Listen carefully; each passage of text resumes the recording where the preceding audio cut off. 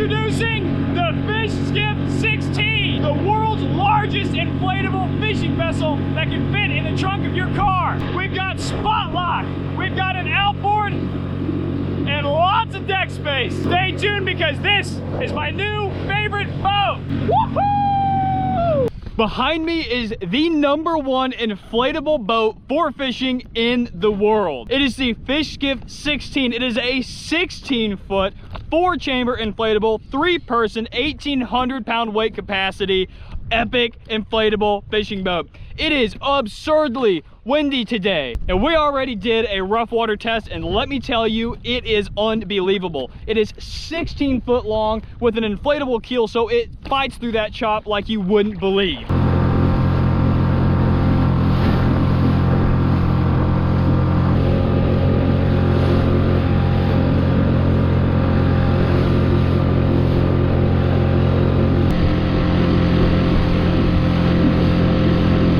But I wanted to show you a feature that hardly any other inflatable boats have, and that is a bow mount trolling motor bracket. Yes, that is right. This bracket is built for the Fishskiff 16, and it does a really, really good job. I have the auto boat system, which if you're a fan of the channel, you are also probably pretty familiar with this motor, and it fits on this Fishskiff like an absolute dream. I've just got the battery hooked up right here on the bow, and these boats come with a ton of accessories, including the bow mount kit. I've got 4 Scotty rod holders. You've got attachments for bimini tops, 2 40-inch fish rulers on either side. Right now I have 1 seat, my wife has the 2nd seat, but this boat also comes with 3 seats if you get the triple seat package. That's right, you can have 3 people on this skiff. Let me tell you, this is the fastest, most comfortable, most stable fishing boat I have tested yet. And that's right, it's a daggum inflatable, which means that you can roll it up, pack it into the bed of your truck,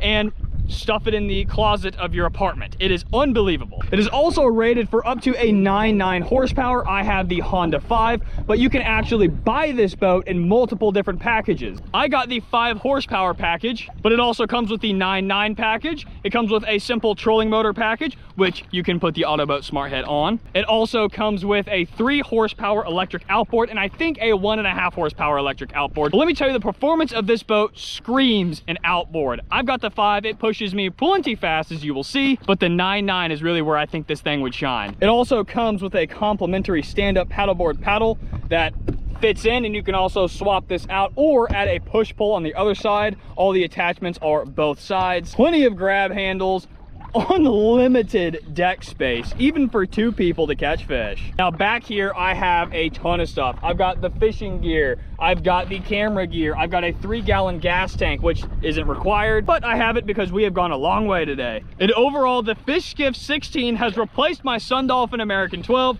for my daily tiny boat. Yeah, it's not so tiny, it's 16 foot, but the fact that it's inflatable and only weighs 100 pounds assembled, of course excluding motors, makes it lighter, more portable, and bigger. All right, it's super windy, so I'm actually gonna go back, beach this thing, and I'm going to kind of explain to you some of the advantages that this boat has, including the proprietary keel, the drop stitching to make it more rigid and rock solid. Also, I'm going to explain the sponson design and why it is a thing and actually helps smaller outboards perform far better. But it wouldn't be a Greyson Roberts video without testing the stability, so let's go ahead and do that. I'm just gonna climb right here on the gunnels, all my weight, no problem at all. This boat has the most deck space out of any tiny boat on the market, hands down. I guess it would at 16 feet. But it is ultra stable, very comfortable. Look how much freaking room there is. I am absolutely in love with this thing. Now, the seats are comfortable, but they are not swivel seats. They are locking seats, so you can turn them 360 degrees, but they're not free spinning. If you prefer that, of course, you can go buy yourself a $20 attachment, but it's a little bit dangerous with an outboard motor, so I'm actually going to keep the locking spaces on. If I was using the 3 horsepower option, then maybe I would actually swap it for the 360 degrees, but there is just simply so much room to stand here. As you can see, the front seat doesn't even start till those straps, and then this person's got all this room. And if you don't have a bow mount set up, then you can go all the way up there. Anyway, let's walk around this boat with wet feet and see what happens. It's not even budging. Woo! We'll go back here on the sponsons. Standing, balancing. Oh, I don't want to fall on the prop. Look at that. This thing isn't even budging. All right, let's go ahead and not get cut on the prop here. Woo. Walking all the way around this thing. Now the light skiff air is, I would say, just as stable, but the pontoons are round. These are flat, allowing you to actually be able to walk on them. Now you don't really need to, because there is plenty of space to walk around the seats, but for whatever reason, if you did want to walk on the side, they are flat. And another awesome feature is that you can assemble and disassemble this boat with no tools. The bow mount bracket is hand twists on, and it is absolutely rock solid. It is handling my 55-pound thrust so much better than any of the plastic boats. Of course, you can deflate it with the valves, but even the transom, they are hand screw, heavy duty, and you just want to tighten them down before every trip and you're good to go. You can remove the transom, remove the bow mount with nothing but your fingers. All right, it is pretty windy out here and I want to stop yelling. So let's go beach this thing and I'm going to tell you what makes this specific boat more special, in my opinion, than most of the other competitors on the market. This casting deck, the amount of room for activities is unbelievable right here. This is my favorite thing about this boat. Basically, with the outboard and this motor, I have all the features that the $50,000 skiffs have. It's pretty unbelievable.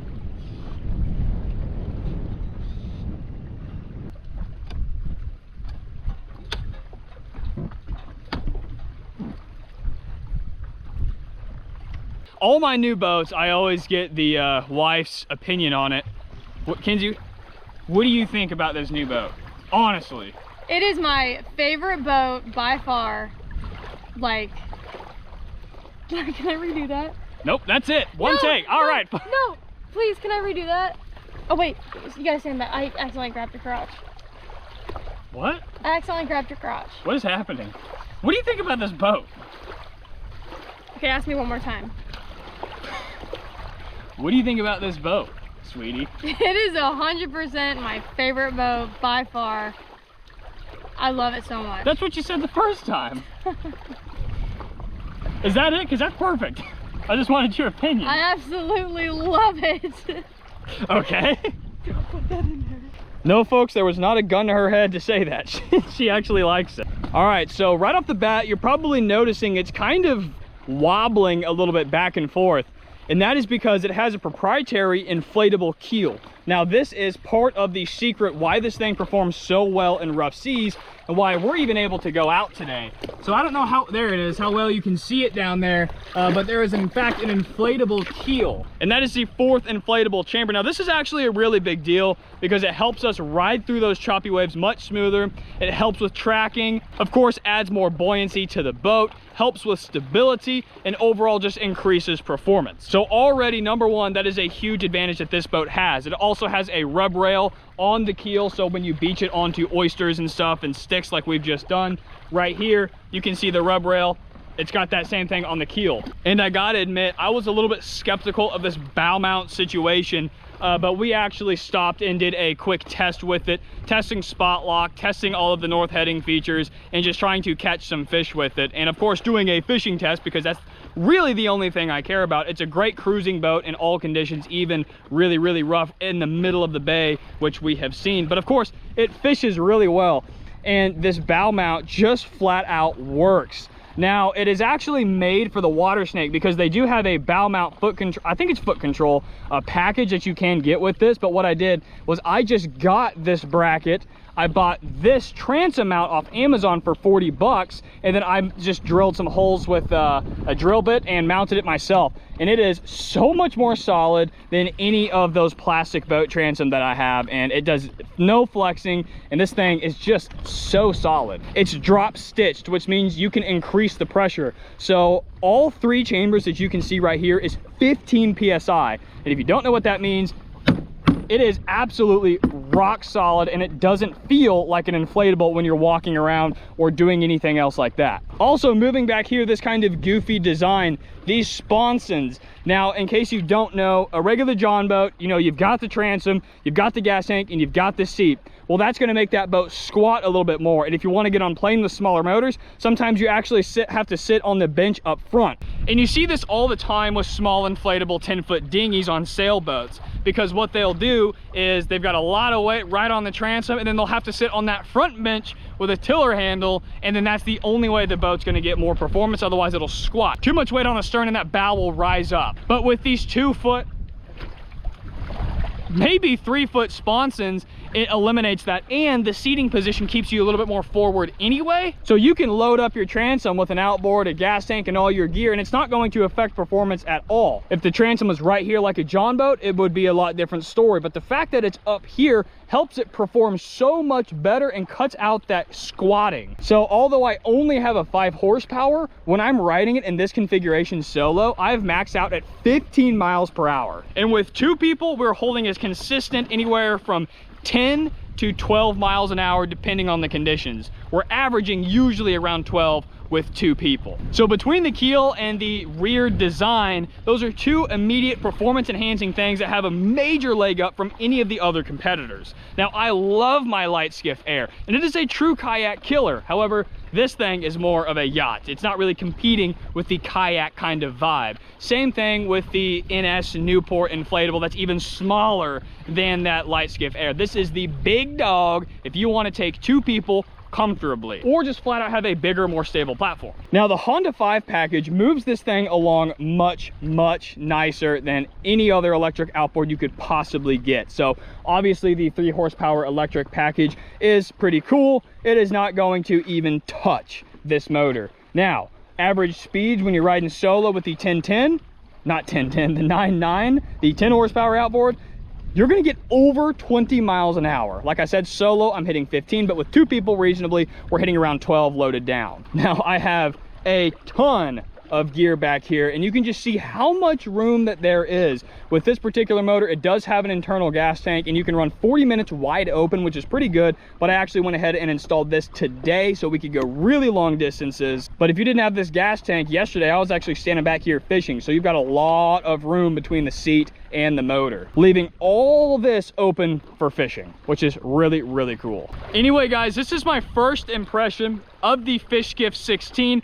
It is an absolute blast, and I just love this boat. Now, this is only my 4th time out with it, so stay tuned for a lot more adventure videos. You guys know I like to do boating experience and modification videos, so we're gonna modify this thing. We're gonna make some experiments with other products while taking this vessel out. So hit like and subscribe if you want to see a lot more Fishskiff content along with all the other boats. We're gonna throw that gas outboard on the plastic boats, but you can click the link in the description and check out this Sea Eagle for yourself. I'd greatly appreciate it.